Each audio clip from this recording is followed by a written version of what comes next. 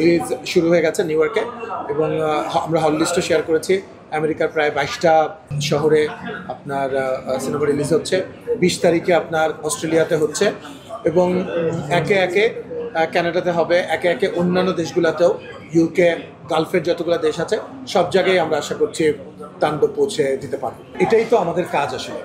দেখেন, প্রযোজনা প্রতিষ্ঠানে কাজ তো শুধু টাকা দেওয়া না, এটাকে প্রযোজনাটা করা, তার মানে প্রডিউসিংটা। তো প্রডিউসিংটা, এটাকেই তো প্রডিউসিং বলে। আমরা যেটা করার চেষ্টা করতেছি, আমরা হচ্ছে স্টুডিও ফরম্যাটে কাজ করার চেষ্টা করছি।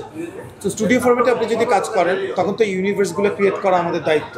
কারণ আমি একটা সিনেমা বানালাম, সেই সিনেমাটা কিন্তু শেষ হয়ে যায়, দর্শকদের মনে সেটা থেকে যায়, সেই ক্যারেক্টারগুলো থেকে যায়। সো আমাদের সুযোগ রয়েছে সেই ক্যারেক্টারগুলোকে নিয়ে আবার নতুন করে দর্শকের কাছে হাজির করার। কারণ দর্শকের অলরেডি সেই ক্যারেক্টারগুলোর প্রতি একটা ইন্টারেস্ট তৈরি হয়।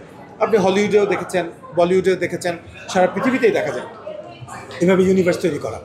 সো ওই জিনিসটাই আমরা এবার চেষ্টা করেছি করার জন্য। এবং এখানে কিন্তু সোশ্যাল মিডিয়াতে আপনারা যেটা দেখেছিলেন, এখানে কাউকে ছোট করা না, কাউকে বড় করা না। আমরা কিন্তু চলচ্চিত্রের স্বার্থেই ইন্ডাস্ট্রিকে বড় করার জন্য আমরা এই উদ্যোগটা নিয়েছিলাম।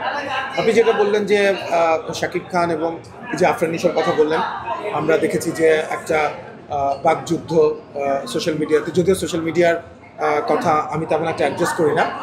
যদি মেইন স্ট্রিম কোনো টেলিভিশন বা কোনো পোর্টালে মানে কথা হয় তাহলে সেটা আমরা অ্যাডজাস্ট করি। তারপরে তো বোঝা যায় যে আসলে আবহাওয়াটা কী ছিল।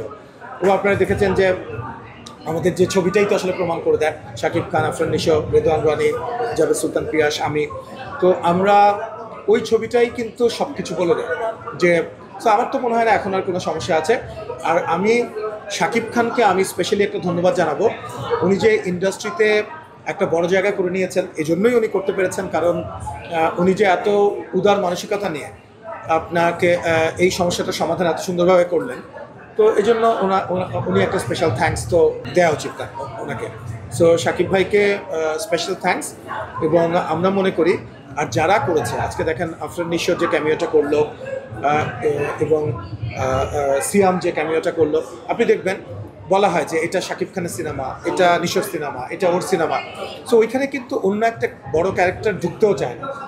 তো ওরাও যে আজকে আফরান নিশো, সিয়াম, ওরাও যে আমরা যখন বলেছি, অ্যাপ্রোচ করেছি, ওরাও যে এটাকে এতটা চমৎকারভাবে গ্রহণ করেছে এবং পজিটিভলি নিয়েছে। এবং দর্শকরাই তো, আপনারা তো দেখতেই পাচ্ছেন যে আজকে তাণ্ডব নিয়ে এত উন্মাদনা কেন, কারণ এখানে অনেকগুলো নতুন জিনিস দর্শকরা পেয়েছে। সেখানে আপনার নতুন ভিজুয়াল, নতুন approach, cinematic approach towards the audience. এবং সেটা আপনি গল্প বলার, রায়হান রাফির যে গল্প বলার যে ভঙ্গি, সেটা একদমই আমার কাছে মনে হয় this is next level. So আমরা যতগুলো সিনেমা এখন পর্যন্ত বানিয়েছি, তাণ্ডবকে আমি বলবো যে একটা শিফট, একটা পজিটিভ শিফট এবং একটা নেক্সট লেভেলে যাওয়া আমাদের চলচ্চিত্র নিয়ে।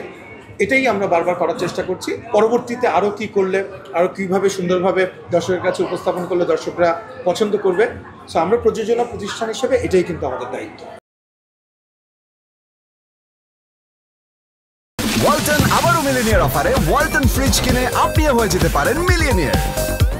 মিলিনিয়ার ছড়াছড়ি দেশ জুড়ে, এটা শুধু ওয়ালটনই পারে।